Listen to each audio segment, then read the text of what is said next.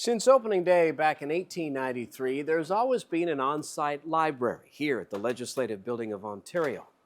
While the original was destroyed by a devastating fire in 1909, this replacement has been in operation now for well over a century. It is a vital resource serving an important purpose. It contains the legislative history of the Assembly and the important work by members. Hello, I'm Anwar Knight. Today on Get to Know the LAO, we get an open book look at the dedicated research librarian team.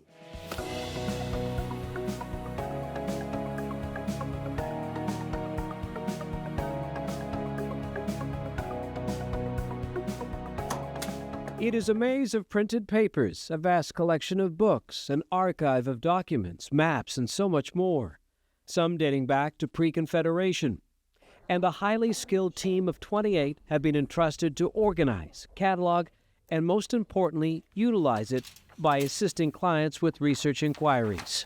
We are, first and foremost, the record for all the legislative documents. So anything that comes about in the production of, bills, Hansard, and journals, anything that has to do with the day-to-day around the Legislative Assembly, we keep to have a record. And in some cases, particularly with older committee documents, we're the only place in the province that has that information. Bryony Livingston is one of 8 specialized research librarians, all of them highly experienced in government and legislature affairs. Our clients are primarily the members of provincial parliament and their staff, as well as their constituency office staff.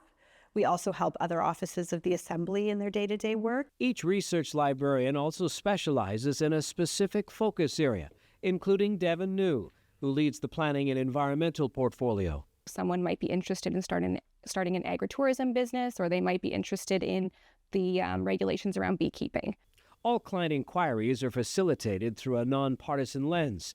Their goal is to source out the requested information and deliver the details in a comprehensive yet easy-to-navigate manner, saving clients endless hours of valuable time. We oftentimes will provide a summary up front if we can. We'll also provide links to pertinent information and pull out specific sections that might be of interest to the constituent or the client. We try to put the information that they're interested in up front, and then from there we'll build it out and provide supplementary information, background information, sometimes information about legislation and regulations in this area.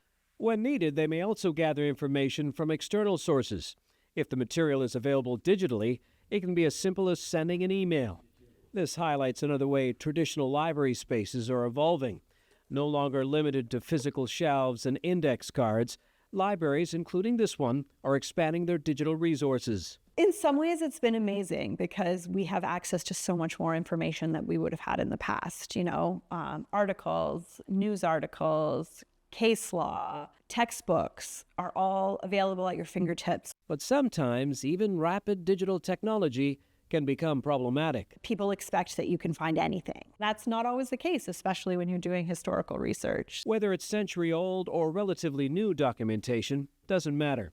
The research teams explore all possible avenues, knowing that if needed, they also have extra support ready to assist and help expedite the requested information. We collaborate very often. We often are consulting each other for guidance, expertise, and then of course we have a statistics and data librarian that can help with mapping and data visualizations, a collections librarian, our wonderful circulation and news team. So we all work together. With vast experience in legal research, Bryony has a good idea on where to start if a client is requesting information involving justice and social issues, which is her specialty.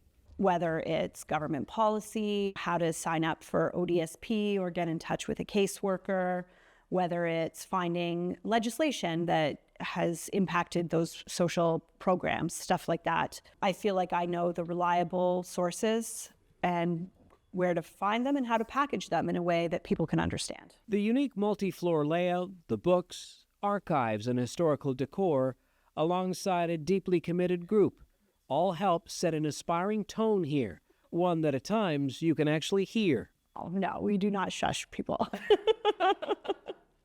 It's definitely a nice spot to hang out. For the Legislative Research Library team, each day brings an exciting opportunity to make a difference. Potentially the work we're doing is having impacts on the legislation that's being passed today. And so you feel like you are, making a difference in the history of this province.